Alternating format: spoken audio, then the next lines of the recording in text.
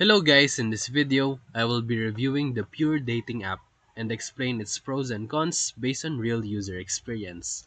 So just a quick overview, Pure is a unique dating app focused on instant and anonymous matches. It is known for its casual first approach and privacy features. So let's go ahead to their pros. Number 1, instant matching. The app connects you to people looking for quick, no strings attached chats. Number 2, disappearing profiles.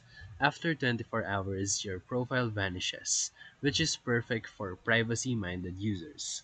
Number 3, anonymity. No social media links, no real names required. Number 4, good for LGBTQ community. It's inclusive and open minded user based. So, for their cons. Number 1, it is too casual for someone. If you're looking for something long term, this app probably is not for you. Number 2, low user density.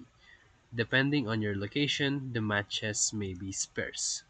Number 3, fake profiles and scammers. Like other casual dating apps, you may run into bots or scammers.